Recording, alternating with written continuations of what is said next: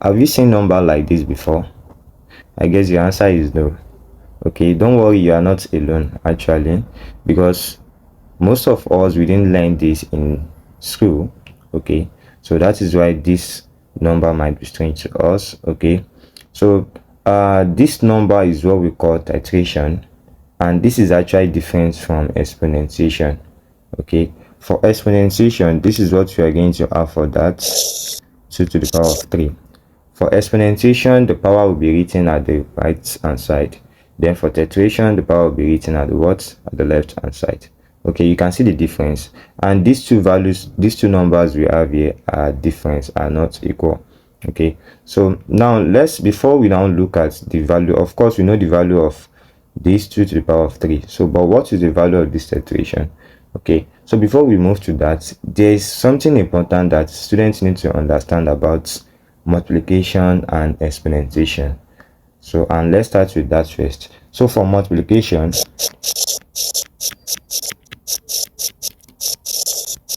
okay, of course we all know multiplication, but how many of you know that multiplication is just like a repeated addition?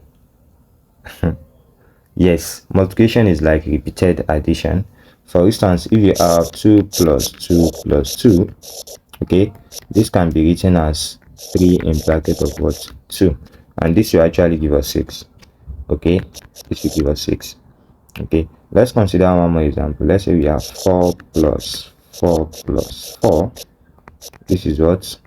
3 in bracket of 4, and this will give us what? 12.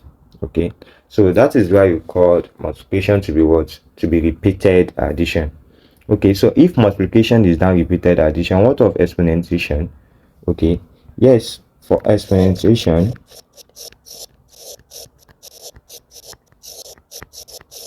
exponentiation.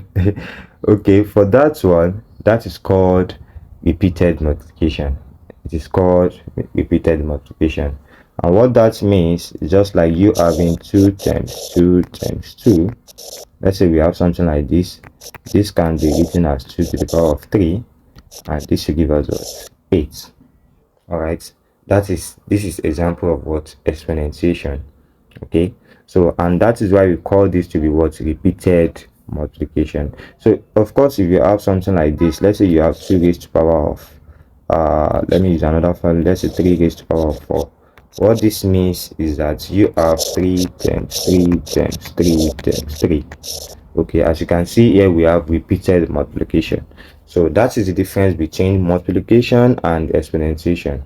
Okay, then what about titration? Okay, now for titration,